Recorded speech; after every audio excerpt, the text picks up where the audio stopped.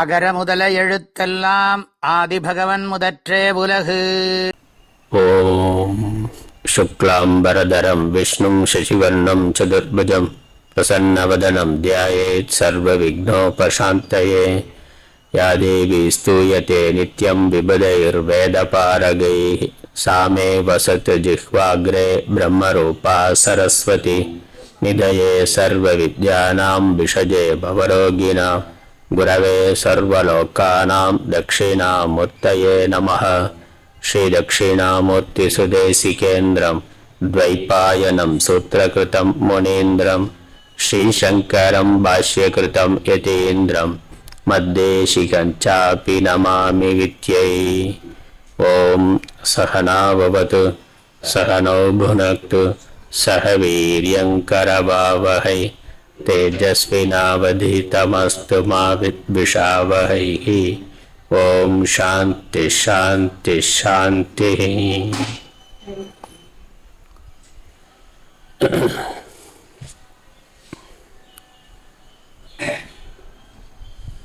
திருக்குறள் அறத்துப்பால் இல்லறவியல்ல 13வது அதிகாரம் அடக்கம் உடைமை.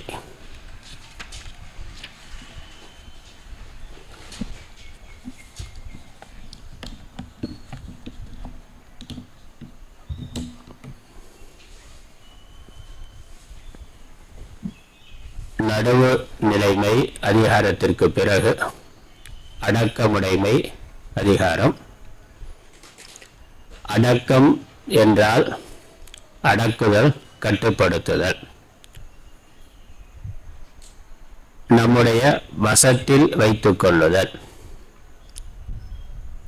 ஜல்லிக்கட்டுல சொல்றாங்கள காலை அடக்குதல். காலை அடக்குதல் என்னது?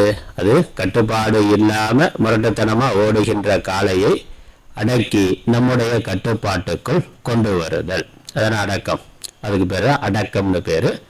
நம்முடைய வசத்தில், ஒருவன் தன்னுடைய வசத்தில் ஒன்றை கொண்டு வருதல் என்பதற்கு அடக்கம் என்று பெயர். உடைமை என்றால் சொத்து என்ற அர்த்தம்.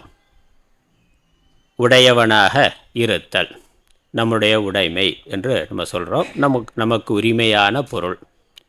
அடக்கம் உடைமை என்கிற பொழுது அடக்கத்தை தன்னுடைய உரிமையாக ஒருவன் கொண்டிருத்தல், தன்னுடைய உடைமையாக ஒருவன் கொண்டிருத்தல், அடக்கத்தை தன்னுடைய சொத்தாக ஒருவன் வைத்திருத்தல்.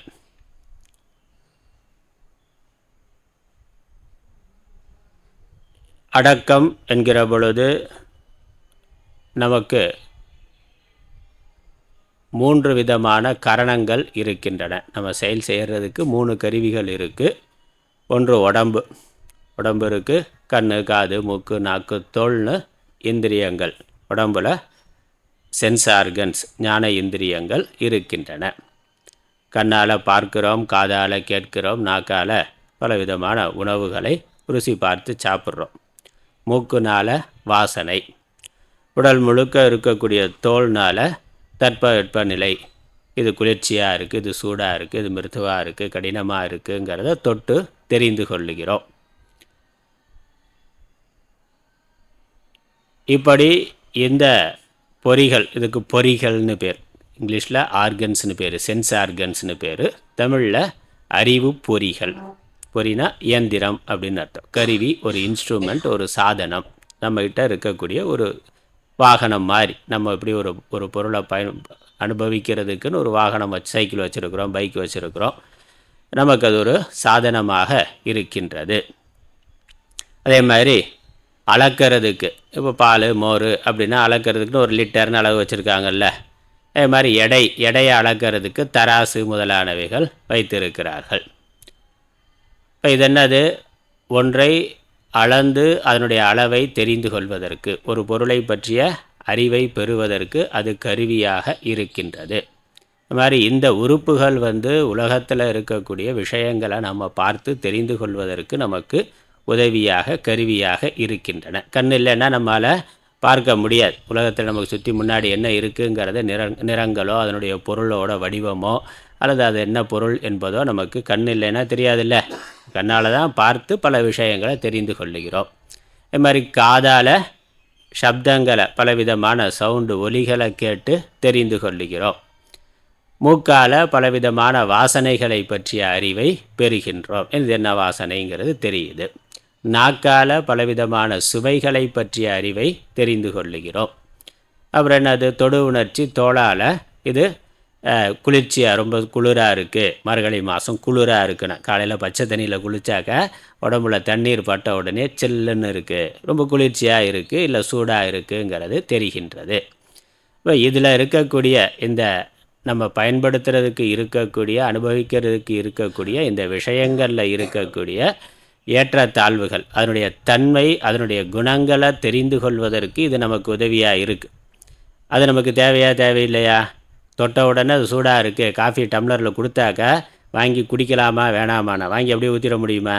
அப்போ டம்ளரில் வாங்குகிற பொழுதே அது தெரியுது ரொம்ப சூடாக இருக்குது தெரியுது, அப்படியே குடிக்க முடியாது, கொஞ்சம் ஆற்றி ஆற வச்சு குடிக்கணும் என்பது தெரிகின்றது. இப்போ இதனால் நமக்கு ஒரு அறிவு கிடைக்குது, இது சூடாக இருக்குது, இது ரொம்ப குளிர்ச்சியாக இருக்குது அப்படிங்கிறதும். அப்புறம் அது என்ன சுவைனா, சுவைங்கிறது வாயில் போட்டோன்னே தெரியல, உப்பு அதிகமாக இருக்குது, காரம் அதிகமாக இருக்குது, இல்லை உப்பே இல்லை, உப்பு குறைவாக இருக்குது அப்படிங்கிறதெல்லாம் தெரிந்து கொண்டு அதற்கு ஏற்ற மாதிரி அந்த பொருளை நம்ம பயன்படுத்துகிறோம். இது மாதிரி வாசனையை வைத்து கொண்டு ரொம்ப தீஞ்சு போச்சுன்னா, அம்மா டிவி பார்த்துக்கிட்டே அடுப்பில் இருக்கிறத விட்டுட்டாங்கன்னா தீஞ்சு போச்சு, வாசம் வருதுன்னா, இல்லை நல்ல கமகமன்னு நல்லா வாசம் வருதுன்னா, மீன் குழம்பு இல்லை வத்த குழம்பு வைக்கிறாங்க, நல்லா கமகமன்னு வாசம் வருதுனாக்கா அது அந்த வாசனையை வைத்துக்கொண்டே அது பக்குவம் ஆயிடுச்சா ஆகலையாங்கிறது தெரியும். வெந்துருச்சா வேகலையா அப்படிங்கிறது, சாதம் நல்லா வெந்துட்டா வேகிற போது அதுக்கு ஒரு வாசனை வரும். ஆரம்பத்தில் அரிசியை போட்டோன்னா வாசனை வராது, ஆனால் வெந்துட்டா வாசனை வரும். அந்த வாசனையை வைத்துக்கொண்டே அது எந்த பக்குவத்துக்கு வந்திருக்குங்கிறத தெரிந்து கொள்ள முடியும். அப்போ என்னது, இந்த கண் இது மாதிரி கண்ணால் பார்க்குறோம், இது நல்ல காட்சி, இது பார்க்குறதுக்கு சந்தோஷமாக இருக்குது, இது பார்க்கறதுக்கு அருவருப்பாக இருக்குது, இதை பார்த்தா பயமாக இருக்குது அப்படின்னு நமக்கு அனுபவம் வருகின்றது. அப்போ இந்த இந்திரியங்களை வைத்துக்கொண்டு உலகத்தை நம்ம பார்க்குறோம், அனுபவிக்கிறோம், அதிலிருந்து நல்லது கெட்டதை தெரிந்து கொள்ளுகிறோம். எதை வைத்து கொள்ளலாம், எதை பயன்படுத்தலாம், எது பயன்படுத்தக்கூடாது, எது நமக்கு இன்பத்தை தரும், எது நமக்கு துன்பத்தை தருங்கிறது நமக்கு தெரிகின்றது. அதனால் இந்த உறுப்புகள், இந்த 5 உறுப்புக்கும் ஞான இந்திரியங்கள் அப்படின்னு பேர் சம்ஸ்கிருதத்தில், தமிழில் அறிவு கருவிகள்னு பேர். உலகத்தை பற்றிய நாம் அனுபவிக்கிறதுக்கு இருக்கக்கூடிய போக விஷயங்களை பற்றிய அறிவு இந்த 5 உறுப்பில் இருந்து தான் நமக்கு கிடைக்குது, இதுக்கு மேலே கிடையாது. எல்லா உயிரினத்துக்கும் இந்த 5 இருக்குது, இல்லை 5க்கு கம்மியாக 3, 4, 2, 1 இருக்குது. மனிதனுக்கு இந்த 5 முழுமையாக இருக்குது. இந்த 5 இருந்து தான், 5 வைத்து கொண்டு தான் நம்ம உலகத்தை அனுபவிக்கின்றோம், உலகத்தை பற்றிய அறிவை பெறுகின்றோம். அது மட்டும் இல்லை, இந்த உறுப்புகள்லேருந்து நமக்கு என்ன கிடைக்குது, அறிவு மட்டும் இல்லை, சுகமும் கிடைக்குது. அதிலேருந்து ஒரு சந்தோஷம் வருது இல்லை, நல்ல காட்சியை பார்த்தாக்கா, நல்ல சினிமாவை பார்த்தாக்கா, நல்ல இயற்கை காட்சியை பார்க்குற பொழுது அதனால் நமக்கு ஒரு சந்தோஷமானது இருக்குது. இல்லை 2 பேர் சண்டை போடுறாங்க, இல்லை ஒரு பாம்பை பார்க்குறோம் அது சீறிட்டு வருதுனாக்கா அதை பார்த்த உடனே எனக்கு துன்பம் பயமாக இருக்குல்ல. அப்போ நல்ல விஷயங்களை பார்க்குற பொழுது அதில் மகிழ்ச்சி சந்தோஷங்கிறது இதனால் வருது. அதனால் அறிவை தருது இந்த கருவி. அறிவை மட்டும் தருவது இல்லை, நமக்கு மகிழ்ச்சியை தருகின்றது, நம்மளுடைய சுக துக்கத்துக்கு காரணமாக இருக்கின்றது. அதிகமாக காரமாக இருந்து வாயில் போட்டாக்கா ஐயோ துன்பமாக இருக்கின்றது, சரியான சுவையில் இருந்தாக்கா இன்பமாக இருக்குது, சுவை மிகுதியாக இருந்தால் இல்லை சுவையே இல்லைனாக்கா துன்பமாக இருக்கிறதுங்கிறது இருக்குது. அப்போ அறிவுங்கிறது மட்டும் இல்லை, அதிலிருந்து நமக்கு இன்பமும் கிடைக்கின்றது. அந்த இன்பத்தை விரும்பி நம்ம என்ன பண்ணுறோம், அதிகமாக நிறையா இன்பம் வேண்டும்னு அதை இன்னும் நிறையா அனுபவிக்கணும்னு ஆசைப்பட்றோம். நிறையா அனுபவிக்கணும். காலையில் இட்லி நல்லா இருக்குது, தேங்காய் சட்னி தக்காளி சட்னின்னா, இல்லை மிளகா சட்னி காரமாக நல்லா காரசாரமாக நல்லா இருக்குனாக்கா இன்னும் கொஞ்சம் சேர்த்து சாப்பிடு அப்படின்னா, இல்லை ஸ்வீட்டு நல்லா இனிப்பாக நல்லா ஸ்வீட்டாக இருக்குனாக்கா, திருநெல்வேலி அல்வா சாப்பிட்றதுக்கு நல்லா இருக்குனாக்கா இன்னொரு கரண்டின்னு நிறையா சாப்பிட்றோம். சுவை அதிகமாக இருக்குது, அதுலேருந்து சுகம் அதிகமாக இருக்கிற பொழுது இன்னும் நிறையா அனுபவிக்கணும். டிவி பார்த்துக்கிட்டே இருந்தால் நல்லா இருக்குது, செல்ஃபோன் பார்த்துக்கிட்டே இருந்தால் நல்லா இருக்குனாக்கா படிக்கிறது கஷ்டமாக இருக்குது. டிவி பார்க்குறது செல்ஃபோன் பார்க்குறது சந்தோஷமாக இருக்குன்னா அதை பார்த்து கொண்டே அனுபவித்து கொண்டே இருக்கணும்னு நிறையா ஆசை வருது. அதை அனுபவிக்க என்னது, இன்னும் நிறையா அனுபவிக்கணுங்கிற ஆசையானது நமக்கு வருகின்றது. அதனால் ஸ்கூலுக்கு கட்டடிச்சிட்டாவது சினிமாவுக்கு போனான். அதனால் லீவில் சினிமாவுக்கு போனால் பரவாயில்ல, பார்க்குறோம், பொழுதுபோக்கு பார்க்கறதுக்கு சந்தோஷமாக இருக்குன்னு. அது ரொம்ப நிறையா பார்த்துக்கிட்டே இருக்கணும்னு ஆசை இருந்தாக்கா ஸ்கூலுக்கு போகிறத கட்டடிச்சிட்டு சினிமாவுக்கு போ. அந்த மாதிரி வேறு வயசுக்கு தகுந்த மாதிரி வேறு விஷயங்களை இன்னும் நிறையா அனுபவிக்கணும்னு நம்ம ஆசைப்படுறோம். அதனால் அப்போ என்னது, இந்த ஆர்கன்ஸ், இந்த அறிவுக்கருவிகள், ஞான இந்திரியங்கள், இதனால் நமக்கு அறிவு கிடைக்குது, சுகம் கிடைக்குது. சுகத்தை நம்ம மிகுதியாக விரும்புகிற பொழுது அந்த சுகம் நமக்கு மிகுதியாக கிடைக்குது. அதுவே சில சமயங்களில், பல சமயங்களில் ஆபத்தாகிறது. அதிகமாக சுகத்தை தேடுகின்ற பொழுது அதனால் நமக்கு துன்பமானது வருகின்றது. மீன் பிடிக்கிறாங்கல்ல, மீன் பிடிக்கிற போது என்னது, தூண்டில்ல ஒரு சின்ன புழுவை மாட்டி அதை தண்ணிக்குள்ளே போடுறான். அந்த மீன் என்ன ஆகுது, அந்த புழுவை சாப்பிட்டா டேஸ்ட்டாக இருக்கும் அப்படின்னு சொல்லி அதற்கு ஆசைப்பட்டு தானே வருது. அந்த தூண்டில் புழுவுக்கு ஆசைப்பட்டு மீன் மாட்டிக்கிறது. மாட்டினா என்னாச்சு, உயிரே போயிடுதுல்ல. அதை பிடிச்சிட்டு போய் இவன் சாப்பிட்றான். அது மீன் புழுவை சாப்பிட ஆசைப்பட்டு கடைசியில் மீன் இவன் உணவாக ஆகிவிடுகிறது. அந்த மாதிரி தான் நமக்கும் ரோட்டில் போகிற பொழுது பலவிதமான பதார்த்தங்கள் இருக்குன்னு, நல்லா இருக்குன்னு வாங்கி சாப்பிட்டா அப்புறம் வயிற்று வலி வருது. ரோட்டில் திறந்த வெளியில் பொருட்களை வச்சுருக்கிறான், நிறையா இருக்குது, நல்லா இருக்குது, லேஸ் நல்லா இருக்குது, குர்குரே நல்லா இருக்குது, வாங்கி சாப்பிட்டுட்டே இருந்தாக்கா அப்புறம் அது துன்பமாக ஆகின்றது. அப்போ எதிலிருந்து துன்பம் வருதோ அதை அளவுக்கு அதிகமாக நம்ம பயன்படுத்துகின்ற பொழுது அதுவே துன்பமாக ஆகிவிடுகிறது. அதானே அனுபவம். நமக்கு நல்லா இருக்குன்னு சொல்லி இன்னும் வேணும் நிறையாங்கிற பொழுது அளவுக்கு மிஞ்சினால் அமிர்தமும் நஞ்சு. அது எவ்வளோதான் நல்ல பதார்த்தமாக இருந்தாலும் ஒரு அளவுக்கு மேலே சாப்பிட்டாக்கா உடம்புக்கு கெடுதல். என்னதான் டிவியில் நல்ல காட்சிகள் வந்தாலும் பார்த்துக்கிட்டே இருந்தாக்கா 8 மணி நேரம் 10 மணி நேரம் பார்த்துக்கிட்டே இருந்தாக்கா கண்ணு வலி வருது, தலைவலி வருது, அப்புறம் தூக்கம் வர்றதில்ல, படிக்கிறதுல கவனம் வர மாட்டேங்குது, எல்லாமே இருக்குது. காதில் நல்லா இருக்குன்னு காதுக்குள்ளே இயர்ஃபோனை வச்சு கேட்குறான். கேட்டுக்கிட்டே இருந்து சவுண்டு நல்லா நிறையா வச்சு கேட்டாக்கா நல்லா இருக்குண்ணா. தொடர்ந்து கேட்டுக்கிட்டே இருந்தால் என்ன ஆகும், காது பஞ்சர் ஆயிரும், கேட்காம போயிடும். அப்போ இந்த உறுப்புகளெல்லாம் அது ஒரு அளவுக்கு அதிகமாக பயன்படுத்துகிற பொழுது அது ரொம்ப நமக்கு துன்பமாகவும் ஆகிறது. எது சந்தோஷத்துக்கு காரணமாக இருக்கோ, இதிலிருந்து நமக்கு மகிழ்ச்சி சந்தோஷம் வருதோ அதுவே ஒரு அளவுக்கு மீறி போகின்ற பொழுது துன்பத்திற்கு காரணமாக ஆகின்றது. இன்னும் அதிகமாக ஆசை பேராசை வர்ற பொழுது என்ன பண்ணுறான், சட்டவிரோதமாக தப்பு பண்ணுறான். நிறையா அனுபவிக்கணும், உலகத்தை நிறையா அனுபவிக்கணும்னா எங்கேயாவது பேங்க்கில் கொள்ளையடினா, பணத்தை கொள்ளையடி, திருடு, இல்லை குறுக்கு வழியில் பொருட்களை திருடி கொண்டு போய் அனுபவித்து சாப்பிட்றதுக்கு கையில் வாங்கி சாப்பிட பணம் இல்லைன்னா பணத்தை திருடி அல்லது பொருளையே திருடி அனுபவிக்கிறது. இப்படி பல விதங்களில் பல குற்றங்களுக்கு அது காரணமாகுது. அதிகப்படியான ஆசை இன்பமாக மட்டுமில்லை, நமக்கு துன்பம் தருது. ஆசை இன்னும் அதிகமாகிற பொழுது நமக்கு மட்டும் துன்பம் இல்லை, நம்ம சுற்றி இருப்பவர்களுக்கும் அது துன்பமாக ஆகின்றது. கீழுக்கு சிகரெட் குடிக்கிற போது நல்லா இருக்குன்னா தொடர்ந்து பிடிச்சாக்கா கேன்சர் வருது, மற்ற நோய்களெல்லாம் வருது. சாராயம் குடிக்கிறான், ஆரம்பத்தில் குடிக்கிற போது கொஞ்சம் பொழுதுபோக்காக ஜாலியாக இருக்குது, ஆனால் அதுக்கு கொஞ்ச நாளில் அடிமையான அது பெரிய தீராத நோயாக ஆகிவிடுகிறது.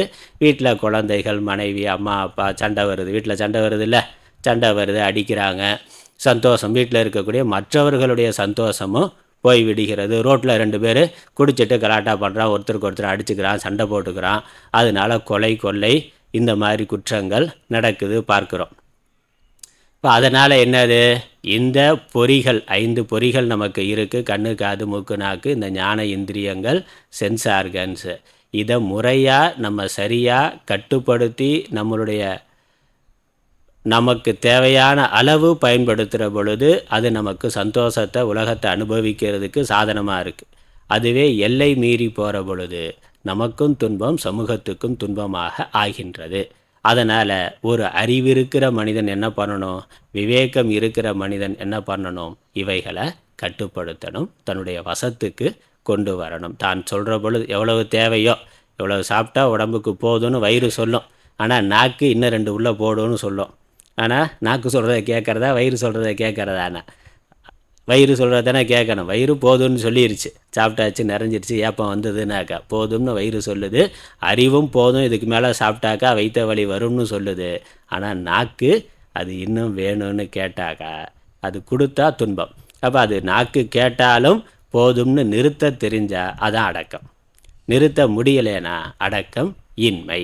அதே மாதிரி பார்க்குற பொழுதும் டிவி செல்ஃபோன் போதுண்டா படினாடு அம்மான்னு சொல்கிற பொழுதே நாமளும் ஹோம்ஒர்க்லாம் நிறையா படிக்க வேண்டியிருக்கு, எழுத வேண்டியிருக்குன்னு அதை அப்படியே நிறுத்திட்டு நம்மால் ஹோம்ஒர்க்கை பண்ணுறதோ படிக்கிறதோ மற்ற வேலைகளை பண்ண முடிஞ்சாக்கா உடம்பு நம் மனசு நம்மளுடைய கட்டுப்பாட்டில் இருக்குதுன்னு அர்த்தம். இல்லைன்னா என்னது, நாம் அதற்கு அடிமையாகிட்டோன்னு அர்த்தம். நம்ம எப்போ நிறுத்தணும்னு நமக்கு தெரிகிறதோ, நிறுத்தணும்னு அறிவு சொல்லுகின்றதோ, அப்பொழுது நம்மால் நிறுத்த முடிந்தால் அது நம்முடைய கட்டுப்பாட்டில் இருக்குது. இப்படி தானே, ரோட்டில் சைக்கிளில் போகிறோம், பைக்கில் போகிறோம், வேகமாக போகிறோம், எடுத்து அப்படி வாகனம் வருது. இப்போ எந்த இடத்துல நம்ம பிரேக் பிடிச்சா வண்டி நிற்கணுமோ அந்த இடத்துல நிற்கணும்ல. நம்ம நிறுத்தணும்னு நினைக்கிற இடத்துல நம்ம பிரேக் பிடிச்சா வண்டி நிற்கணும். நம்ம பிரேக் பிடிச்சா அரை கிலோமீட்டருக்கு அந்த பக்கம் போய் தான் நிற்கும்னா என்ன, வண்டி இருக்குது, சைக்கிள் இருக்குது, நல்லா வேகமாக போகிறோம். நம்ம நின்றுன்னு சொன்ன உடனே பிரேக்கை அழுத்தின உடனே நிற்காமல் அது ஒரு 1/2 மீட்ரு 1 மீட்ரு தள்ளி போய் நின்னாக்கா அது ஆபத்து. நமக்கும் ஆபத்து, மற்றவர்களுக்கும் ஆபத்து. அப்போ அப்படி இல்லாமல் எப்படி நம்மளுடைய வாகனம் நம்ம பயன்படுத்துகிற சைக்கிளோ பைக்கோ காரோ நில்லுன்னு சொன்னால் நிற்கணுமோ, பிரேக் பிடிச்சா எந்த இடத்துல நம்ம நிறுத்தணும்னு நினைக்கிறோமோ அந்த இடத்துல அது நிற்கணுமோ, நின்னால் அது நம்ம கட்டுப்பாட்டில் இருக்குதுன்னு அர்த்தம். அப்படி தானே, வண்டி நல்ல கண்டிஷனில் இருக்குது, நம்மளுடைய கட்டுப்பாட்டில் இருக்குது அப்படின்னு அர்த்தம். அதனால் நமக்கு நன்மை ஏற்படுகிறது. எவ்வளோ வேகமாக வேணாலும் போகலாம், எந்த இடத்துல நிறுத்தணும்னு நினைக்கிறோமோ அந்த இடத்துல நிறுத்தின உடனே நின்று விடுகின்றது. அந்த வண்டி அந்த கட்டுப்பாட்டில் இல்லை என்றால் நம்ம அதை பயன்படுத்துகிறதே ரொம்ப கஷ்டம். அதனால் நமக்கு இன்பம் வருதுங்கிறத விட ஆபத்து வருது, துன்பம் வருது, பிரச்சனை அதிகமாக ஆகின்றது. அதே மாதிரி தான் நம்மளுடைய உடம்பு, நம்மளுடைய மனது. இதை நம்ம எங்கே நிறுத்தணும், எங்கே போதும்னு நம்ம நினைக்கிறோமோ, புத்தி சொல்லுதோ அந்த இடத்துல நிறுத்த முடிஞ்சால் இந்த உடம்புங்கிற வண்டி நமக்கு சுகத்தை தரும். இல்லை என்றால் விபத்தில் கொண்டு போய் விடும். அது நமக்கும் மரணமாக இருக்கும், மற்றவர்களுக்கும் மரணமாகவோ துன்பமாகவோ இருக்கும். அதனால் இதை கட்டுப்படுத்தி பழகிறது, நம்மளுடைய வசத்தில் வைத்து கொள்வது தான் அடக்கம் உடைமை. இந்த இந்திரிய கண்ணு காது மூக்கு நாக்கு தோள்ங்கிற 5 இந்திரியங்கள், இதை உள்ளேருந்து நடத்திக்கிட்டு இருக்கிறது எது, தூண்டிக்கிட்டு இருக்கிறது எது, மனசு.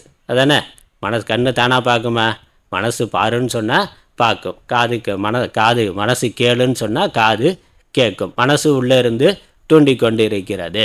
அப்போ அந்த மனதையும் நாம் கட்டுப்படுத்தணும். உடம்பு, அதனால் இந்த கண்ணு காது மூக்கு நாக்கு தோல் சேர்த்து மொத்தமாக சொன்னால் உடம்புன்னு அர்த்தம். இதில் உடம்புல இருக்க உறுப்புகள் தானே. இப்போ இந்த உடம்பு நம்மளுடைய கட்டுப்பாட்டில் இருக்கணும். உடம்பை இயக்குகின்ற, உடம்பை தூண்டுகின்ற மனதானது அதுவும் நம்முடைய கட்டுப்பாட்டில் இருக்கணும். இந்த 2. அதற்கப்புறம் இந்த வாய் இருக்கே, வாய் சுவை டேஸ்ட்டை அனுபவிக்கிறதுக்கு மட்டும் இல்லை, வாயில் நம்ம இன்னொரு வேலையும் பண்ணுறோம். என்னது, பேசுகிறதுங்கிறது வாய்க்கு இன்னொரு வேலையாக இருக்குல்ல, அது ஒரு செயல். வாய்க்கு தனியான ஒரு சிறப்பு. ஒன்று கண்ணுனா பார்க்கறத மட்டும்தான் பண்ணுது, ஆனால் வாய் சுவைகளை சாப்பிட்றதுக்கு உதவியாக இருக்குது, சுவையை அறிந்து கொள்வதற்கு உதவியாக இருக்குது, அறிவுக்கருவியாக இருக்குது. அதே சமயம் செயல்படுவது, பேச்சுங்கிற ஒரு செயலை செய்வதற்கும் வாயுங்கிறது உதவியாக இருக்குது. எப்படி சாப்பாடு மிதமாக இருக்கணுமோ, எதை சாப்பிடணும் சாப்பிடக்கூடாது, எவ்வளவு சாப்பிடணும்னு தெரிந்து நாக்கோட சுவை அறிந்து நம்ம சாப்பிட்றது முக்கியமோ, அதே மாதிரி பேசுகிற பொழுது எவ்வளவு பேசணும், எதை பேசக்கூடாது, எங்கே பேசணும், எங்கே பேசக்கூடாது, யாருக்கிட்ட எப்படி பேசணும், இதெல்லாம் எங்கே இருக்குது, வாயில் இருக்குல்ல, நாக்கில் இருக்குது. அப்போ இந்த நாவடக்கம், வாயை கட்டுப்படுத்துறது அப்படிங்கிறது சாப்பாடு விஷயத்திலும் வேணும், நமக்கு பேசுகிற விஷயத்திலையும் வேணும். வாக்கு அப்படிங்கிறது பேச்சு, இந்த பேச்சிலையும் அடக்கம் வேணும். பேசக்கூடாததை நம்ம தவறாக பேசி அதனால் துன்பத்தை அனுபவிக்கிறோம். பெரியவர்கள்ட்ட எதிர்த்து பேசி அப்பா ஏதோ கோபமாக திட்டுறாரு, நம்மளும் எதிர்த்து பேசினா என்ன ஆகுது, அவருக்கு கோபம் அதிகமாகுது, உடனே அடிக்கிறாரு, திட்டுறாரு, சண்டை போகிறார். இல்லை கணவன் மனைவி அம்மா அப்பாவுக்குள்ளேயும் என்ன ஆகுது, ஒருத்தருக்கு ஒருத்தர் வார்த்தையை விட்டாக்கா பேச்சு அதிகமாகி கடைசியில் அது மனக்கசப்பு அப்படி ஆகுது. இல்லை ஃப்ரெண்ட்ஸுக்குள்ளேயே, நண்பர்களுக்குள்ளே நல்லா ஃப்ரெண்டாக இருந்தான், திடீர்னு அவன் ஏதோ ஒரு வார்த்தையை விட்டான், அவன் ஒரு வார்த்தையை விட்டான், 2 பேரும் கண்ணாபின்னான்னு பேசிக்கிட்டான். அப்புறம் என்னது, அடிதடினா பேச்சுக்கு அடுத்ததாக கை நீட்டி அடிக்கிற அளவுக்கு அது போகின்றது. அப்போ இந்த பேச்சு பல சண்டைகளுக்கு காரணமாக இருக்குது, உறவுகள் பிரியறதுக்கு காரணமாக இருக்கின்றது, மனக்கசப்பு உறவுகளில் விரிசல் வருவதற்கு காரணமாக இருக்குது. ஆகவே இந்த பேச்சையும் ஒருவன் கட்டுப்படுத்த வேண்டும். அதனால் 3 நம்ம அடக்கமுடைமையில் அடக்குதல், கட்டுப்படுத்துதல் அப்படிங்கிறதுல 3 விஷயம் இருக்குது. என்னென்னது? உடம்பு, மனசு, பேச்சுங்கிற வாக்கு. பேச்சுங்கிறத வாக்குன்னு சொல்லலாம், வாக்கு. அதனால் உடல், மொழி, மனங்கள் தீய நெறியில் செல்லாமல். அதனால் இதை நம்ம பயன்படுத்தலாம். இதெல்லாம் பயன்படுத்துறதுக்கு தான் கடவுள் கொடுத்துருக்கிறார். கடவுள் இதை பயன்படுத்தவே கூடாதுன்னு கொடுத்துருக்கிறாரா? அம்மா அப்பா சைக்கிள் வாங்கி கொடுத்தா எதுக்கு கூட வாங்கி கொடுக்குறாங்க? நம்ம அதை நல்லா ஓட்டி சந்தோஷமாக சைக்கிள் ஓட்ட கற்றுக்கொள்ளலாம். இல்லை ஏதாவது ஜாமான் வாங்க போகிறதுனா நடந்து போகிறத விட வேகமாக சைக்கிளில் போயிட்டு வந்துடலாம். ஸ்கூலுக்கு போகிறது நடந்து போகிறத விட சைக்கிளில் போனால் வேகமாக போகலாம்.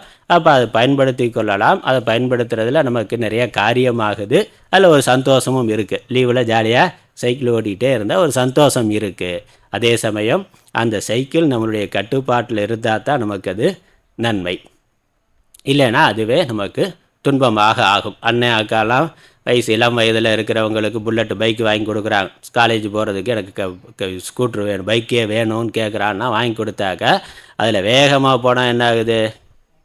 ஆக்சிடெண்ட் ஆகுது, கை கால் போகுது, இல்லை வண்டி சேதமாகிறது, பிறருக்கு அதனால் ஆபத்து வருது, எல்லாமே இருக்கே.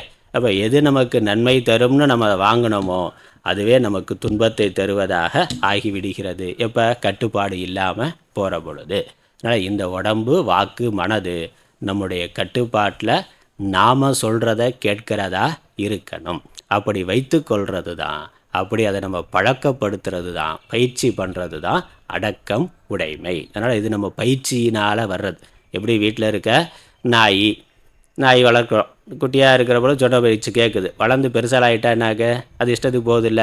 நாம் அதை பயிற்சி பண்ணி குட்டியில் இருந்து சின்னதில் இருந்தே அதை சரியாக பயிற்சி பண்ணாக்க அது சொன்னால் உட்காருனா உட்காருது, எழுந்துருனா எழுந்திருக்குது, ஏதாவது பொருள் எடுத்துகிட்டு வானா எடுத்துகிட்டு வருது, பண்ணுறாங்கல்ல, பயிற்சி பண்ணுறாங்கல்ல. நாய், குதிரை, சிங்கம், புலியை கூட அவன் பயிற்சி பண்ணுறான். சர்க்கஸில் எல்லாம் பார்த்தாக்கா சரணாலயத்தில் அதை பயிற்சி பண்ணி சொல்கிறத செய்கிற மாதிரி பண்ணுறான். அவ்வளோ பயங்கரமான கொடூர மிருகங்கள் கூட சரியான பயிற்சி இருந்தால் நம்ம சொல்கிறத கேட்குது. அதே மாதிரி நம்மளுடைய உடம்பு நம்ம சரியான பயிற்சியின் மூலமாக நம்மளுடைய கட்டுப்பாட்டுக்கு கொண்டு வர முடியும். அது முக்கியமானது. இந்த உலகத்தில் நம்ம இருக்கிற வரைக்கும் நல்ல ஆரோக்கியத்தோட சந்தோஷமாக நல்ல ஒரு அமைதியான நிறைவான வாழ்க்கையை வாழ்வதற்கு, நாமும் நல்லா இருந்து மற்றவர்களும் நல்லா இருக்கிறதுக்கு இந்த அடக்கம்ங்கிறது முக்கியமானது. அதனால் திருவள்ளுவர் அடக்கமுடைமைன்னு ஒரு அதிகாரம் அடக்கத்தோட முக்கியத்துவத்தை சொல்லி கொடுத்துருக்கிறார். இது நடுவு நிலைமைங்கிற அதிகாரத்திற்கு அடுத்ததாக வருகின்றது. ஏன்? அதற்கு காரணம் நடுவு நிலைமைன்னு நம்ம பார்த்தோம் சென்ற வாரம். நடுவு நிலைமைனாக்கா ஒரு பட்சம் சாராமல், முக்கியமாக சமூக பொறுப்பில் இருக்கக்கூடியவர்கள், அரசு அதிகாரியாக இருக்கலாம், நீதிபதியாக இருக்கலாம், காவல்துறையில் வேலை செய்யக்கூடியவர்களாக இருக்கலாம், இல்லை ஒரு அலுவலகத்தில் வேலை செய்யக்கூடியவர்கள். சமூகத்தில் நம்ம செயல்படுகின்ற பொழுது நம்மளுடைய சொந்த விருப்பு வெறுப்புக்கு இடம் கொடுக்காமல் எது சரியானதோ அதை செய்கிறது, எது சரியானதோ அதை ஆதரிக்கிறது, அதுதான் நடுவு நிலைமை. நடுவில் இப்படி தராசு அது சமமாக இருக்குது, அதில் ஒரு பொருளை வைத்த உடனே அது அதனுடைய எடையை உள்ளவாறு காமிக்குது. தராசு கூடுதலாக ஒரு 10 கிராம் சேர்த்து காமிக்குமானா காமிச்சா அது சரியானதல்ல. இப்போ தராசு சமமாக இருக்குது, அதனிடத்தில் ஒரு பொருளை வச்சு அளக்கிற பொழுது அதனுடைய உண்மையான எடை என்னவோ அப்படி காட்டுகின்றது. அதே மாதிரி உலகத்தில் எல்லோரிடமும் சமமாக நடந்து கொள்ளுதல் நடுவு நிலைமை. இந்த நடுவு நிலைமையை ஒருவன் சரியாக கடைபிடிக்கணும்னா அவன்கிட்ட அடக்கமுடைமை இருக்கணும். ஏன்னா அடக்கம் இல்லாமல் பொழுது தான் ஆசை முதலானவைகள் பலமாக இருக்கிற பொழுது லஞ்சம் வாங்கிட்டு தவறான தீர்ப்பு கொடுக்குறான். ஊழல் பண்ணுறான்ல, சொந்தக்காரன்னா ஒரு மாதிரி கொடுக்குறான், இல்லை பணம் கொடுக்குறவன்னா அதற்கு ஒரு மாதிரி நடந்து கொள்ளுகிறார்கள். அப்போ அது என்னது?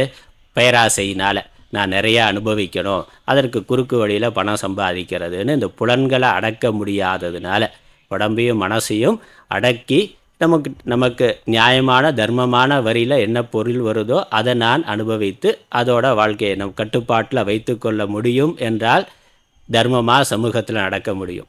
அந்த அடக்கம் இல்லாத பொழுது தான் பேராசை இருக்குது, நான் மட்டும் நல்லா இருக்கணும், என்னுடைய குடும்பம் மட்டும் நல்லா இருக்கணும் அப்படின்னு சொல்லி நான் நிறையா அனுபவிக்கணும் அப்படின்னு நினைக்கிற பொழுது, அந்த அடக்கம் இல்லாமல் போகிற பொழுது, பேராசை வருகின்ற பொழுது நடுவு நிலைமை தவறுகின்றான். அவனுடைய தர்மத்தில் இருந்து, அவனுடைய கடமையிலிருந்து ஒருவன் தவறுகின்றான். அதனால் யார் நடுவு நிலைமையை கடைபிடிக்கிறார்களோ அவர்கள்ட்ட அடக்கங்கிறது இயல்பாக இருக்கும்.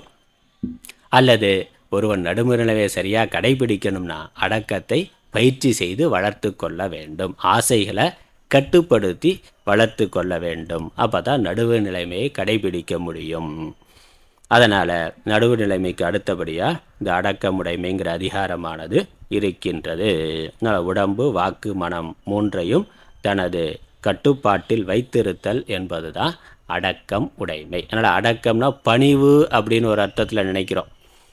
பணிவு அப்படின்னாக்கா பணிவாக இருக்கிறது, பெரியவங்க சொல்கிறதுக்கு ஏற்று பேசாமல் இருக்கிறது, அது இன்னொரு பண்பு. பணிவுங்கிறது இன்னொரு விதமான பண்பு. அந்த பணிவு இருக்கிறதுக்கும் அடக்கங்கிறது முக்கியமானது. அடக்கம் இருந்தால் தான் பணிவுங்கிறது இருக்கும். அதனால் அடக்கமுடைமைங்கிறது வேறு, பணிவுடைமைங்கிறது வேறு. பணிவுடைமைன்னு தனியாக ஒரு அதிகாரம் இருக்குது. இங்கே அடக்கம் என்பது தான் முக்கியமானது. அப்போ அடக்கங்கிறதுல உடம்பு, மனசு, நம்மளுடைய பேச்சு நம்முடைய கட்டுப்பாட்டில் இருக்கிறது. கிளாஸில் பேசாத அப்படின்னா, கிளாஸில் ஆசிரியர் பாடம் நடத்தி கொண்டு இருக்கிற பொழுது மாணவர்கள் அவர்களுக்குள்ளே பேசிக்கொள்ளாமல் இருந்தால் என்னது? அந்த மாணவர்களுக்கு அடக்கம் இருக்கின்றது. அதானே? அதான் அடக்கம். இந்த 10 குறள் அடக்கமுடைமை 10 குறளில் முதல் 5 குறள்கள் 1லிருந்து 5 வரைக்கும் பொதுவான அடக்கத்தை சொல்கிறார். பொதுவாக அடக்கத்தினுடைய சிறப்பு, அடக்கமாக இருக்கிறதுனால நமக்கு ஏற்படக்கூடிய நன்மைகள் என்னன்னு சொல்கிறார். இந்த பிறவியில் நமக்கு என்ன நன்மை, மறுபிறவியில் என்ன நன்மை என்று அடக்கத்தினுடைய சிறப்பு அதை முதல் 5 பாடல்களில் பொதுவான அடக்கம். பொதுவாக அப்படிங்கிற பொழுது இந்த உடம்பு, வாக்கு, மனசு மூணையும் சேர்த்து அடக்கமாக ஒருவன் இருக்கிறவன், முழுக்க சுய கட்டுப்பாட்டில் ஒருவன் இருந்தானா அவனுக்கு என்னெல்லாம் நன்மை கிடைக்கும், என்னெல்லாம் லாபம் கிடைக்கும், எப்படியெல்லாம் அவன் சுகத்தை அடைவான்கிறத சொல்லுகின்றார். அது இல்லைனா வரக்கூடிய கேடு, துன்பம் என்ன, கஷ்டம் என்ன என்பதையும் சொல்லுகின்றார். அல்ல அடக்கமுடைமைங்கிறது தமிழில் சொன்னால் செல்ஃப் கண்ட்ரோல் என்பது தான். சுய கட்டுப்பாடு செல்ஃப் கண்ட்ரோல்.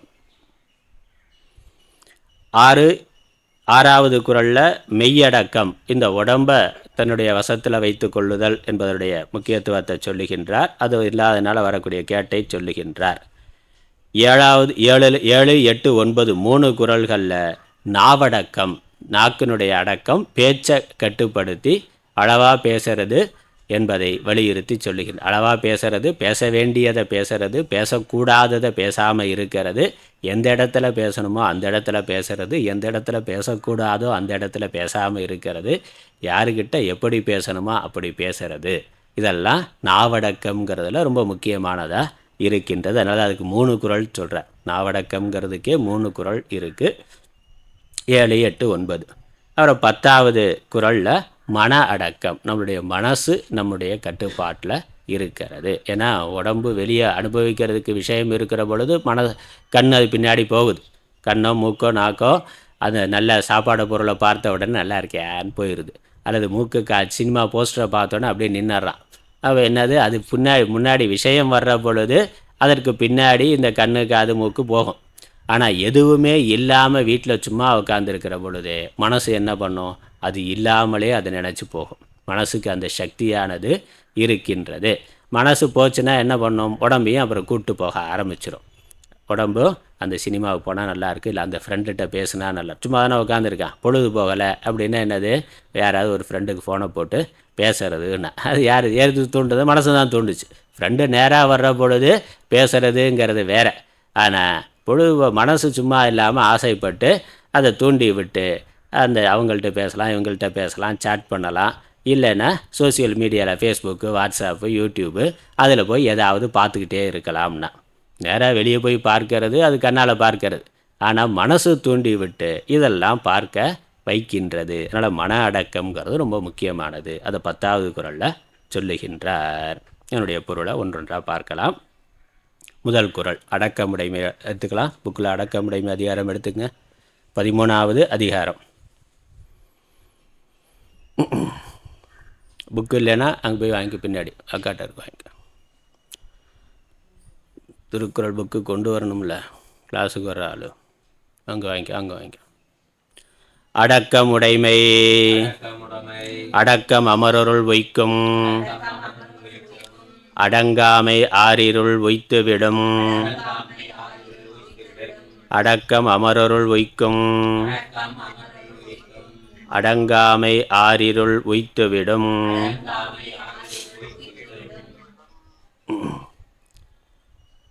அடக்கத்தினால கிடைக்கக்கூடிய நன்மை, அடக்கமின்மையினால் வரக்கூடிய தீமை, இரண்டையும் முதல்லையே சொல்லிவிடுகிறார். அடக்கம் அமரருள் உய்க்கும். இந்த அடக்கமுடைமை உடம்பு, மனசு, வாக்கு, இந்த மூணுக்கும் சேர்த்து திரிகரணம் அப்படின்னு பேர். ஞாபகம் வச்சுக்கணும். நமக்கு தனித்தனியாக ஒவ்வொரு தடையும் உடம்பு, வாக்கு, மனசு, உடம்பு, வாக்கு, மனசுன்னு பெருசாக சொல்லாமல் முக்கரணங்கள், கரணம்னா கருவி, இன்ஸ்ட்ருமெண்ட்னு பேர்.